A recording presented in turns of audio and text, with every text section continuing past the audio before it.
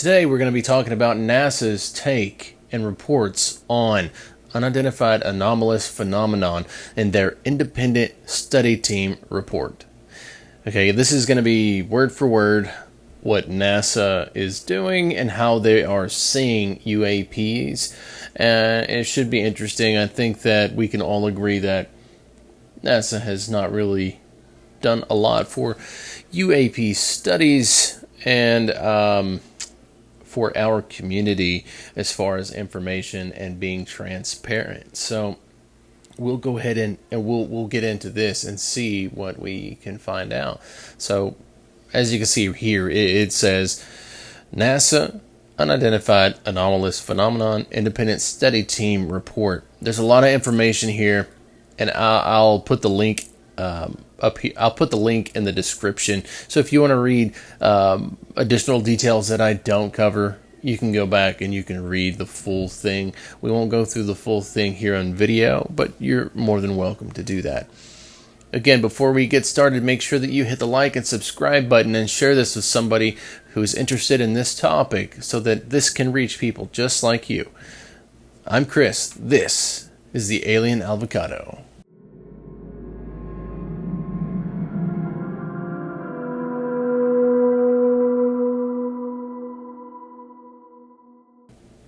All right, let's get into this, guys. So yeah, members of the NASA Unidentified Anomalous Phenomenon Independent Study Team. So they've got a whole list of people that are a part of this. They've got the whole table of contents. This is a whole lot of information here that you might not want to listen to. I won't burden you with the whole long spiel. But here's a part of the executive summary.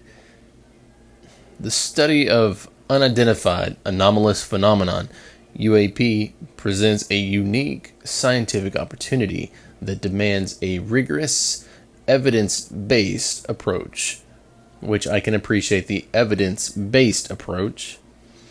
Addressing this challenge will require new and robust data acquisition methods, advanced analysis techniques, and systematic reporting framework, and reducing reporting stigma. Because everybody knows the stigma around UFOs, UAPs, alien talk is all woo-woo, and nobody feels comfortable in most cases coming forward with the information. It's almost as if it is career jeopardizing to step forward, or at least it has been. But we've had many people speaking out lately, and there seems to be a change going on in the culture. And I think that NASA coming forward with this team and this approach is a step in the right direction. So we'll see. I'm not holding my breath on any significant changes, but we'll see. All right. Where were we? With its extensive expertise in these domains and the global reputation for scientific openness, that's NASA, of course, is in excellent position to contribute to UAP studies with the broader whole of government framework led by the All Domain Anomaly Resolution Office. Yeah, but I mean, just right here, just saying with the broader whole of government framework, I just don't even think that the government fully knows what's going on. I think it's the private sector. I think that's what is I think that's probably what the majority I can't say that word. I think that's what the majority believes. It's not something that is shared with the leaders in political positions. I know it's on a need to know basis. Not even everybody in the areas that probably know about these things know about everything. So I think that's pretty much the basic understanding. Let's see what this says here. NASA has a variety of existing and planned Earth and space observing assets, together with an extensive archive of historic and current data sets, which should be directly leveraged to understand UAP. Although NASA's fleet of Earth-observing satellites typically lack the spatial resolution to detect relatively small objects such as UAPs, their state-of-the-art sensors can be directly utilized to probe the state of the local Earth, oceanic, and atmospheric conditions that are spatially and temporarily coincident with UAPs initially detected via other methods. Well, this is wordy. I think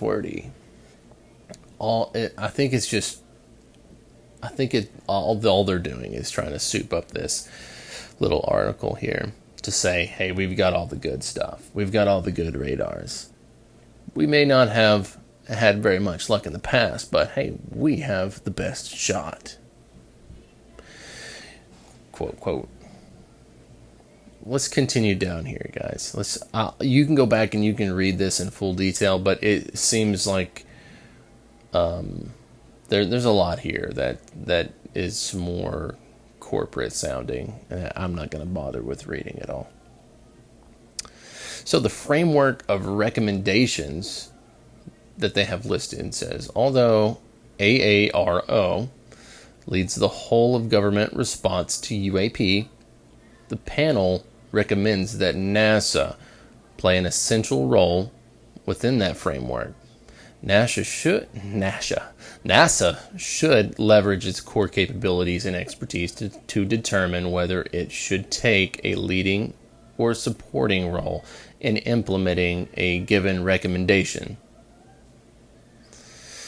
So, the organization of this report. This report is organized as follows. We present a systematic response to the 8 charge elements that formed the terms of reference that NASA provided to the independent study team, followed by a detailed set of conclusions and recommendations.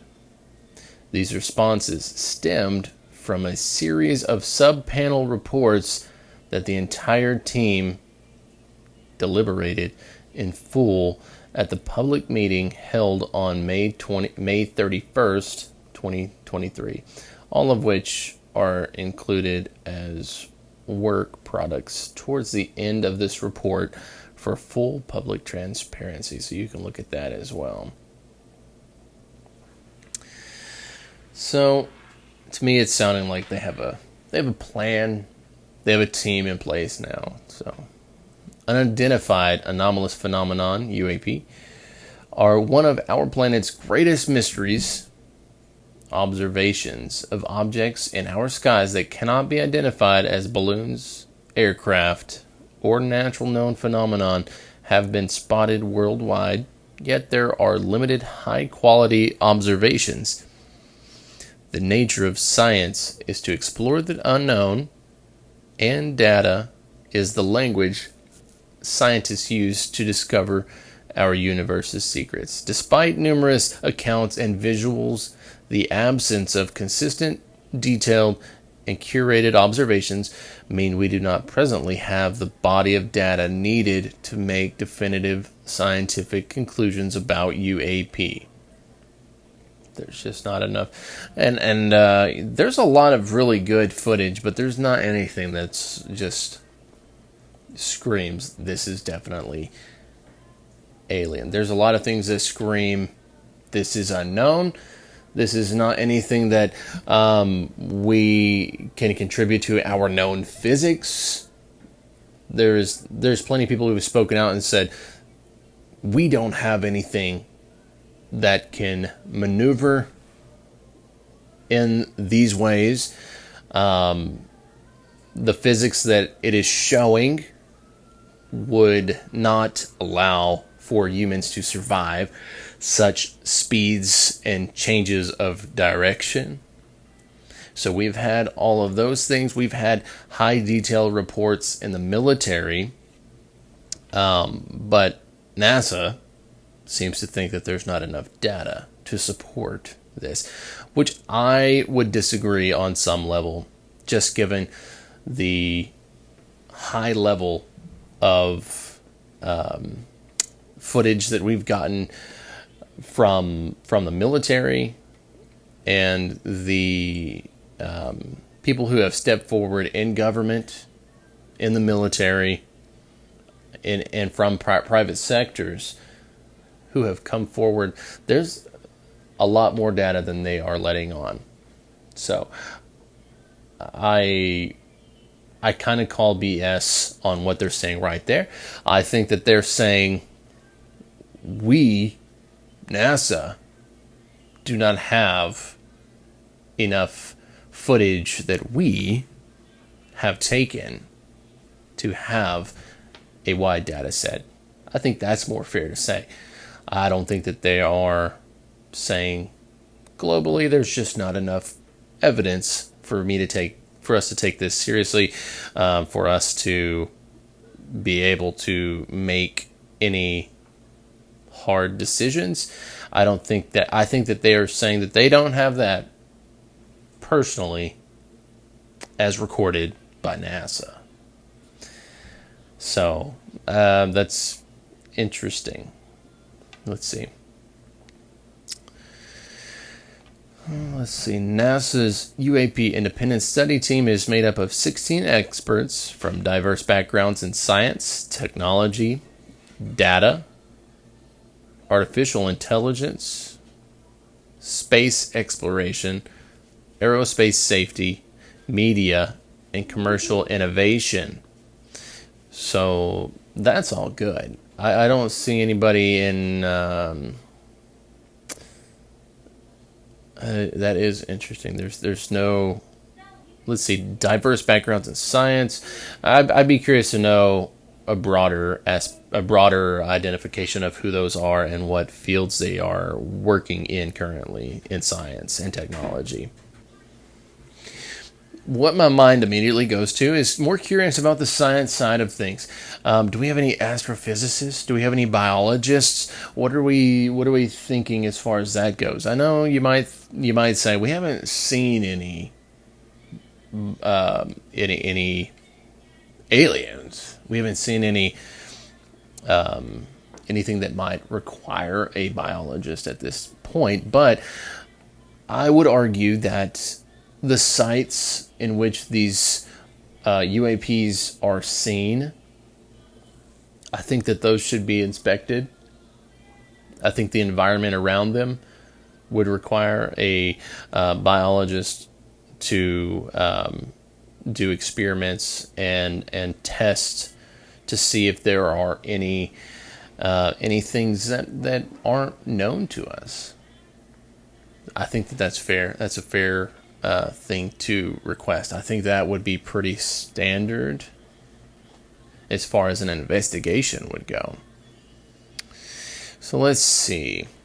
Their introduction section says, recently, many credible witnesses, often military aviators, have reported seeing objects they did not recognize over U.S.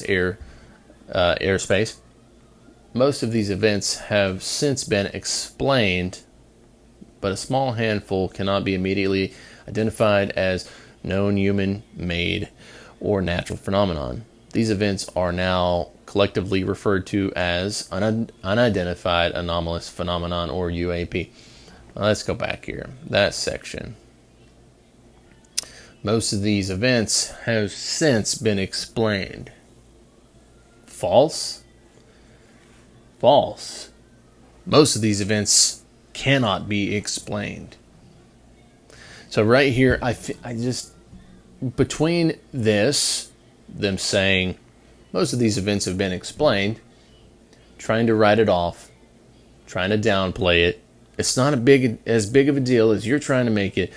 NASA's gaslighting everybody. And then earlier, there's just not a lot of quality footage for us to have a good data set. That's not true. So, gaslighting after gaslighting. Let me know what you think and how you interpret that, but I think it's gaslighting. It is increasingly clear that the majority of UAP observations can be attributed to known phenomena and occurrences. No, they cannot. No, they cannot. When it comes to studying such phenomenon, our overarching challenge maybe, is that the words are hard.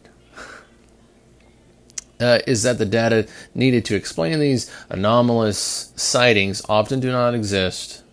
This includes eyewitness reports, which on their own can be interesting and compelling, but are not reproducible and usually lack the information needed to make a definitive conclusion about a UAP's provenance. Okay, I would say that's pretty fair. I would say it's fair. Maybe there's not enough eyewitness reports, possibly, but I mean, how many people are going to see each occurrence before they can validate that it was what it was? Are you saying that 5 reports isn't enough? Are you saying that 2 reports isn't enough? How many reports do you need before it is taken seriously? Let's see when it comes to the studying of such phenomenon, the overarching challenge is that the data needed to explain these anomalous sightings do not often exist. This includes eyewitness reports, yada yada. They are not reproducible and usually lack information needed to make any definitive conclusions. Yeah, I mean, that's a given. That's the point. There's not enough information given because these things are not known to us. So sure, you can say, wow, I see this thing. We have no idea what it is. It's moving outside of our known physics. It goes into the water and comes back out. Yeah, there's not enough information to give a definitive conclusion, obviously. But there's enough there to give a conclusion of what it is. We don't know what it is. This is not known to us. This is something to be taken seriously. Okay, so let's look at the responses to statement of task. So, NASA has a variety of existing and planned Earth and space observing assets, together with an extensive archive of historic and current datasets, which should be used to address the challenges of detecting and or understanding UAP. NASA's fleet of Earth observation satellites collect most data within the Earth system. NASA's fleet of Earth observing satellites. Okay. However, they should play a powerful supporting role to determine the environmental conditions that coincide with UAP. For example, the advanced sensors on the Terra and Aqua missions should be directly utilized to retroactively probe the state of the local Earth, ocean, and atmospheric conditions that are spatially and temporarily coincident with UAP initially detected via other methods. Thus, NASA can help determine whether specific environmental factors are associated with reporting UAP properties or occurrences. I don't disagree with any of that. But again, it seems like they're saying the same thing again and again. We have the equipment, we have everything that we need to be able to do this. And here is what we are going to be using to make these quality reports. So, we will see. And again, if you want to go through and read this entire thing, I will leave a link in the description, and you are more than free to check it out and use your discretion and leave a comment below with your full opinion. I'm curious to see what you think. All right, guys, that was NASA's Unidentified Anomalous Phenomenon Independent Study Team report, a brief summary of it. If you liked this video, you might like one of these other videos up here. And again, make sure that you like and subscribe and share this with a friend who might like this kind of content so that the algorithm knows who we should be showing our content to. I hope you have a great rest of your day. I'm Chris, and this is the Alien Avocado.